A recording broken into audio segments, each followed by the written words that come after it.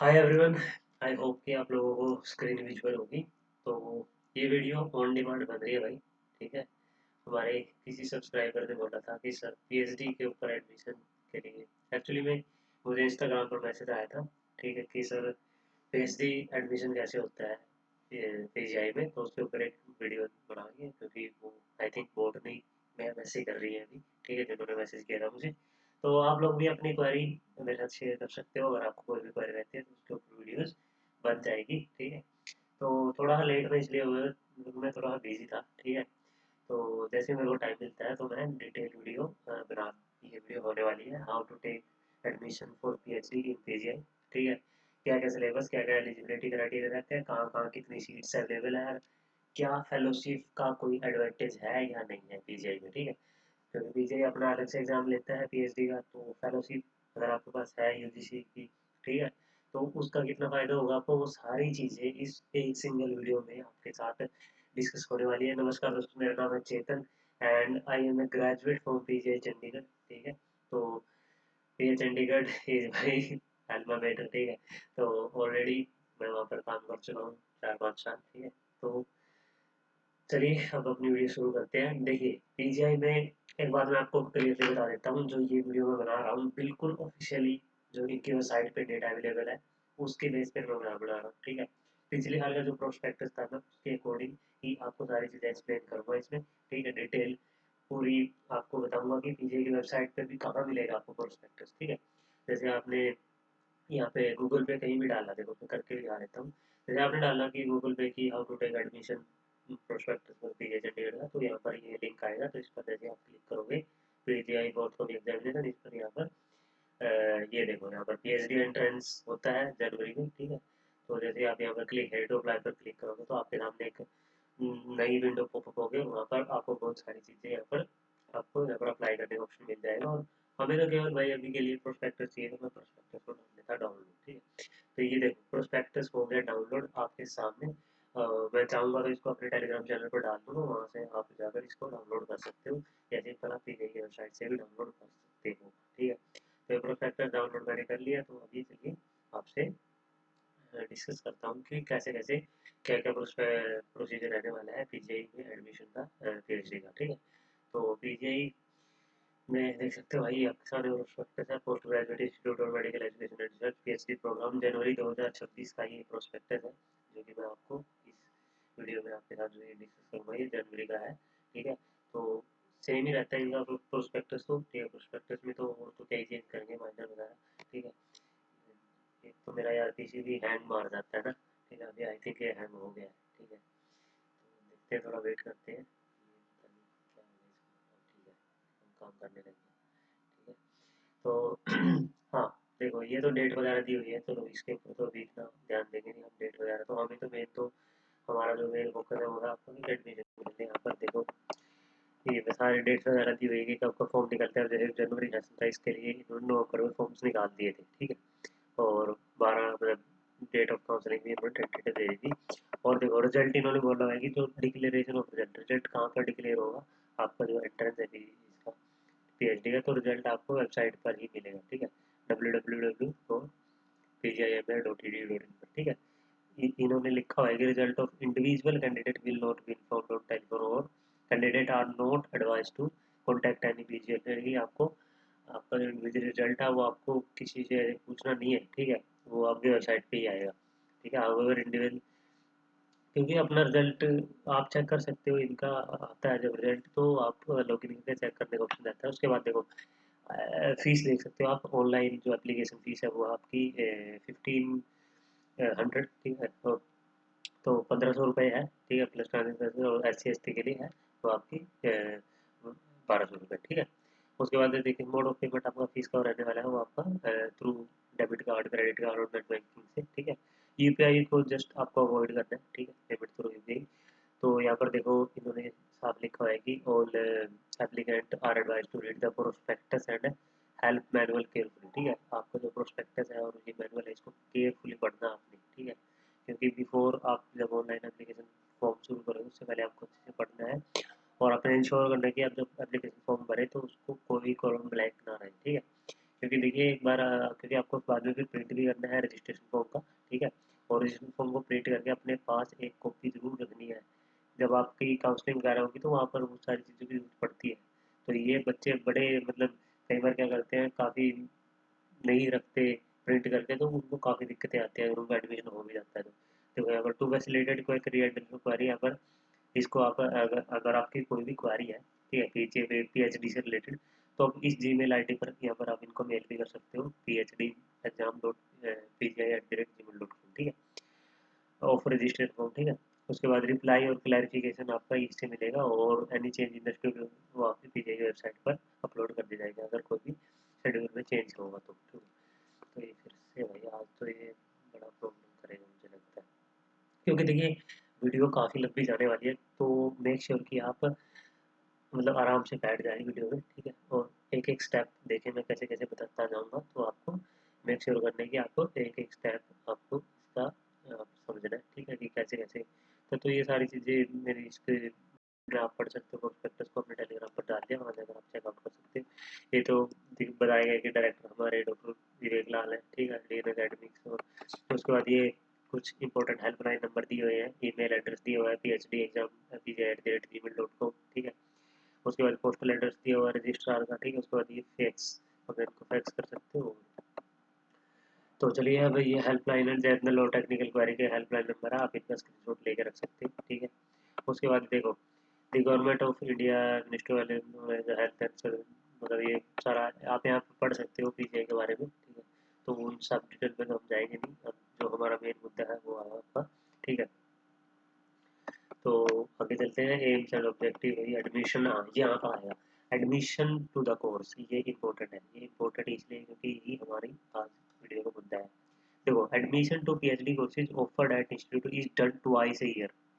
तो आपको इस चीज़ का ध्यान रखना है कि अगर मान लो इस साल मतलब इस बार मान लो आपने अप्लाई नहीं किया, तो आप अगली बार भी कर सकते हो, देखो क्योंकि 2 बार एडमिशन होते हैं पीजी में, पीएचडी के, ठीक है। दिस सेशन कमिंस फ्रॉम 1 जनवरी, ठीक है, 1 जनवरी सेशन होता है और 1 जुलाई सेशन होता है हर साल, ठीक है। The admission to PhD course is imparted at the institute is made on all India merit basis, यानी कि आपका ऑल इंडिया लेवल का एग्जाम होगा, ऑल इंडिया लेवल की मेरिट पड़ेगी, ठीक है, एंट्रेंस एग्जाम होगा, इंस्टीट्यूट लेगा जो कि after issuing country wide admission notice, ठीक है। उसके बाद जो एडमिशन नोटिस है वो आपका न्यूज़पेपर में भी आ जाता है, ठीक है, इंग्लिश और हिंदी में, ड्यूरिंग सितंबर अक्टूबर मार्च अप्रैल, ठीक है, जुलाई सेशन के लिए, ठीक, जुलाई सेशन के लिए मार्च अप्रैल में जाएगा, और इसके जनवरी सेशन के लिए आपका सितंबर अक्टूबर में, ठीक है।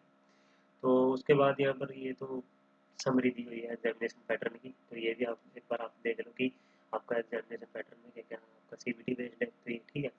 उसके बाद ड्यूरेशन आपकी 90 मिनट का एग्जाम होगा आपका, पार्ट 1 पार्ट 2, ठीक है। और ये तो डेट तो चलो खैर जब नहीं, जब आप अप्लाई करोगे तब वो वाली डेट होगी। उसके बाद नंबर ऑफ शिफ्ट, एक शिफ्ट में ही होगा, और शिफ्ट वो रहने वाली है आपकी 12:30 से 2 बजे के बीच में, ठीक है। आपके जो सेंटर है वो आपके चंडीगढ़ ट्राई सिटी, जो कि चंडीगढ़ मोहाली पंचकूला और दिल्ली एनसीआर। उसके बाद लैंग्वेज आपकी इंग्लिश ही रहने वाली है पेपर की, ऑब्जेक्टिव टाइप आपके एमसीक्यू आएंगे सीबीटी का, ठीक है। डिस्ट्रीब्यूशन ऑफ क्वेश्चन, क्वेश्चन कैसे डिस्ट्रीब्यूट होंगे वो ऐसे होंगे कि आपका पार्ट 1 होगा एक, और एक पार्ट 2 होगा, ठीक है। पार्ट 1 में आपके जो जनरल एप्टीट्यूड टेस्ट होता है, जैसे कि आपकी जनरल साइंस, इंग्लिश, बायोस्टैट, और जो रिसर्च मेथडोलॉजी है और मेंटल एबिलिटी है, that will carry the 40 marks, ठीक है, ये आपके 40 मार्क्स के हैं, ठीक है।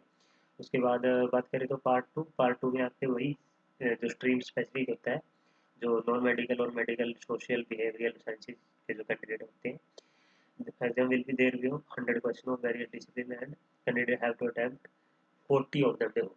100 क्वेश्चन का आपका पेपर आएगा, और इसमें से आपको 40 तो करते हैं, उसमें आपने बेस्ट 40 करे and the candidate have to attempt 40 of them, ठीक है। यानी कि 40 मार्क्स इसके और 40 मार्क्स इसके, ठीक है। तो ये होगा आपका, देखो ईच करेक्ट आंसर के आपके 1 मार्क लगेंगे, और आपके इनकरेक्ट के यानी कि नेगेटिव मार्किंग इसमें 1/4 की है, ठीक है। तो 40 मार्क्स तो इसके होंगे, और 40 यहाँ पर, क्योंकि 100 क्वेश्चन में से आपको हैव टू अटेम्प्ट 40 क्वेश्चन होंगे, ठीक है। ठीक है, अगर आपने कोई नहीं दिया आंसर तो उसका 0 मार्क्स किया जाएगा, ठीक है। कट ऑफ मार्क्स इन्होंने बताया है, जनरल ओबीसी और स्पॉन्सर्ड जो एफएन कैटेगरी होती है उसके लिए 40 मार्क्स है, और एससी एसटी के लिए 36 मार्क्स, ठीक है। टाई कैसे रिजोल्व करेंगे वो आपकी नीचे मिल जाएगा आपको, ठीक है, कि अगर दो कैंडिडेट के सेम मार्क्स है, ठीक है। तो उसके बाद वही है, इसमें ये चीज़ बताएगी कि अगर आपने जो सेंटर ऑप्ट किया है, अगर आपको पीजीआई को, ये बिल्कुल राइट है कि वो आपका कभी भी आपका एग्जाम सेंटर क्या कर देगा, चेंज कर सकता है वो अपने अकॉर्डिंग, ठीक है। तो ये सारी चीज़ें हमारी ये तो हो गया आपका एडमिशन रिक्वायरमेंट। हाँ ये आता है कि हाँ इम्पोर्टेंट चीज़ है, ठीक है। Admission requirement for PhD courses. देखो, candidate applying for PhD program for January session have to fulfil the following qualification. ये जरूर देख लो भाई, क्वालिफिकेशन आपकी फुलफिल हो रही है या नहीं हो रही है। देखो, जनरल जो एलिजिबिलिटी हुआ कि आपको जो एनडीटीसी का admission to the course study leading to audit doctor of philosophy, ठीक है। देखो, दो टाइप के कैंडिडेट होते हैं पीएचडी के लिए। एक तो होते हैं मेडिकल कैंडिडेट, एक होते हैं नॉन मेडिकल कैंडिडेट। मेडिकल वो जो कि जिन्होंने एमबीबीएस एमडी या फिजियोथेरेपी की होती है जो, ठीक है, मास्टर्स ऑफ फिजियोथेरेपी। तो ये होते हैं मेडिकल कैंडिडेट, ठीक है। इनके लिए आपको किस चीज़ की, इनके लिए क्या रिक्वायरमेंट है, इनके लिए क्या एलिजिबिलिटी वो आपकी कि आपके 55% मार्क्स होने चाहिए एमडीएमएस में, ठीक है। और जो डीएनपी का कोर्स होता है उसमें, ठीक है। अगर आप फेल हो जाते हो, अगर आपकी कंपार्टमेंट आ जाती है या आप रीअपीयर होते हैं एग्जामिनेशन में, examination will constitute an attempt, ठीक है। Candidate have to obtain MBBS और मास्टर डिग्री मेडिकल होते हो। इन्होंने देखो लिखा भी हुआ है कि जो कॉलेज एनएमसी से रिकॉग्नाइज नहीं है, अगर आपको वहाँ से आपने डिग्री ऑब्टेन करी है तो वो आप एलिजिबल नहीं होंगे इसके लिए। तो इन्होंने स्ट्रिक्टली लिखा हुआ है भाई, मेडिकल काउंसिल ऑफ इंडिया, ठीक है, MCI medical council of India और नेशनल मेडिकल कमीशन से जो रिकॉग्नाइज इंस्टीट्यूट नहीं है उनकी डिग्री वैलिड नहीं होगी भाई। इन्होंने साफ साफ लिखा है कि नॉट एलिजिबल, ठीक है। और जो नॉन मेडिकल लाइफ साइंस और सोशल बिहेवियर साइंस के जो कैंडिडेट है, ठीक है, तो उनके लिए क्या क्या एलिजिबिलिटी क्राइटेरिया वो ये है कि आपकी एमएससी होनी चाहिए, एमए होनी चाहिए, मास्टर इन इंजीनियरिंग और इट्स इक्विवेलेंट विद 60%। यहाँ पे देखो भाई, यहाँ पे जो लगाई, यहाँ पे 60% है, ऊपर 55% था, ठीक है, ठीक है। इन्होंने इन्होंने भी ऐसे लिखा कि जो कॉलेजेस यूजीसी से रिकॉग्नाइज्ड है वही एलिजिबल है, ठीक है। जो यूजीसी यूनिवर्सिटी ग्रांट कमीशन है, ठीक है, उससे जो रिकॉग्नाइज कॉलेज है वही वाले एलिजिबल है। नॉन मेडिकल में भी टू टाइप के होते हैं, एक होते हैं नॉन मेडिकल लाइफ साइंसेज, ठीक है, और एक होते हैं सोशल एंड बिहेवियरल साइंसेज, ठीक है। नॉन मेडिकल लाइफ साइंसेज में कौन कौन से, जैसे कि आपका अगर आपने पोस्ट ग्रेजुएट डिग्री करी हुई है, ठीक है, जैसे कि एमएससी की हुई है आपने, या आपने एमबीएससी करी हुई है, ठीक है, या आपने एमएससी, देखो एमएससी जो लैब टेक्नीशियन होते हैं, जो एमएससी लेबोरेटरी टेक्नोलॉजी होती है, जो कि जैसे कि आपकी रेस्पिरेटरी केयर में कर लिया आपने, ठीक है, जैसे कि न्यूक्लियर मेडिसिन में कर ली, फॉरेंसिक मेडिसिन में कर ली, एनाटॉमी फिजियोथेरेपी। देखो भाई, पीजीआई अपने टेक्नीशियंस को प्रमोट करता है भाई हायर स्टडी के लिए। इन्होंने देखो साफ साफ लिखा हुआ है, अगर आप कोई नॉन मेडिकल कैंडिडेट है, एमएससी अगर आपकी है, तो आप भी पीएचडी के लिए एलिजिबल हो। देखो, बायोकेमिस्ट्री से हो, आपकी बायोफिजिक्स से हो, ह्यूमन बायोलॉजी से हो, मॉलिक्यूलर बायोलॉजी से हो, माइक्रोबायोलॉजी से हो, बायोटेक से हो, ठीक है, लाइफ साइंस से हो, इंक्लूडिंग जो आपकी बॉटनी और जूलॉजी है। देखो, उनका जो डाउट था वो ये था कि जिन्होंने हमें मैसेज किया था कि सर मैं बॉटनी से कर रही हूँ एमएससी की, वेदर आई एम एलिजिबल और नॉट। देखो भाई, प्रोस्पेक्टस में आपके क्लियरली लिखा है कि यू आर एलिजिबल, ठीक है। Botany, zoology, genetics, cell biology, pharmacy, pharmacology, organic chemistry, anthropology और एमएससी ह्यूमन जेनोमिक्स, ठीक है, और एमडी और एमटेक, ठीक है। तो वो सारे आप एलिजिबल हो, नो डाउट, ठीक है। अब उसके बाद सोशल और बिहेवियरल साइंसेज वाले कौन से कैंडिडेट, जो कि सोशल बिहेवियर साइंसेज जैसे कि एंथ्रोपोलॉजी हो गया, बायोस्टैट हो गया, साइकोलॉजी हो गया, सोशियोलॉजी हो गया, नर्सिंग हो गया, न्यूट्रिशन हो गया, चाइल्ड डेवलपमेंट हो गया, या या M MSc MPhil कर रखी है जैसे हेल्थ मैनेजमेंट में, एपिडेमियोलॉजी में, एनवायरमेंटल हेल्थ एनवायरमेंट साइंसेज में, ठीक है, पब्लिक हेल्थ न्यूट्रिशन में, अप्लाइड न्यूट्रिशन में। तो देखो, ऑडियोलॉजी एंड स्पीच थेरेपी में, ठीक है, ऑडियोलॉजी का कोई कोर्स होता है, अगर आपने उसमें एमएससी कर रखी है तो उसके बाद पोस्ट ग्रेजुएशन अगर आपने लॉ में भी करी है, देखो एलएलएम, ठीक है, post graduation in law, that is LLM और इसके and the candidate as regard to eligibility, ठीक है। देखो, the candidate as regard to eligibility having their own fellowship, अगर आपके पास खुद की आपकी कोई फेलोशिप है with stipend from various funding agency like जैसे आपकी, ठीक है, इन्होंने लिखा they shall be exempted from appearing, यानी कि उनको एग्जाम देने की जरूरत नहीं है भाई, जिनके पास ऑलरेडी यहाँ पर ऑलरेडी मतलब जिसके पास फेलोशिप है। लेकिन उनको एक चीज़ जरूर करनी है, attested copy of their result और fellowship and award letter must be attached with the application form, ठीक है। एप्लीकेशन फॉर्म के साथ आपको इसमें आपकी जो कॉपी है उसको अटैच करना है, ठीक है, उसको कॉपी को अटैच करना है। Candidate with fellowship from A project, अगर आपके पास एक प्रोजेक्ट से फेलोशिप है इधर इंडिपेंडेंट और external, are not exempted from entrance CVT, ठीक है। ये एग्जेम्प्टेड है और ये नॉट एग्जेम्प्टेड है, ठीक है। तो ये चीज़ का आपको ध्यान रखना भाई, ये इंपॉर्टेंट पॉइंट है। ठीक है। जो कैंडिडेट के पास, जिनके पास अपनी फेलोशिप है, वे ही एग्जेम्प्टेड है। जिनके पास जो कि प्रोजेक्ट की फेलोशिप है तो वो नॉट एग्जेम्प्टेड है, ठीक है।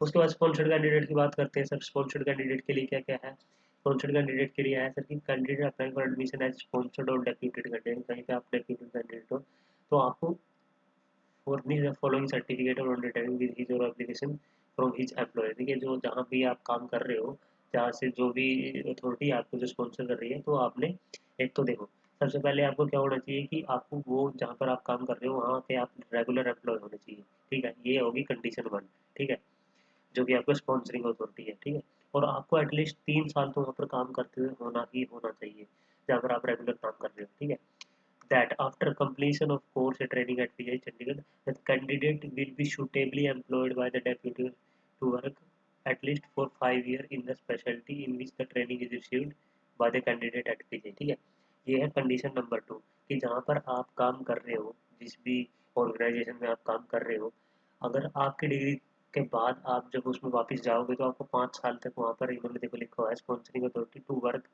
at least 5 year in the specialty in which the training is issued by the candidate of PGI Chandigarh. ठीक है, उसके बाद देखो थर्ड पॉइंट है वो है आपका, ये सारे पॉइंट ना गाइस पढ़ने होते हैं ध्यान से, ये बच्चे पता है बड़े इग्नोर करते हैं इन चीज़ों को। तो मैं इस वीडियो को इतना लंबा इसलिए खींच रहा हूँ ताकि आपसे कोई भी पॉइंट है वो मिस ना हो, आपसे कोई भी पॉइंट है वो आप मिस ना कर पाए। ठीक है, उसके बाद देखो that no financial application in the form of allowed stipend etcetera will develop upon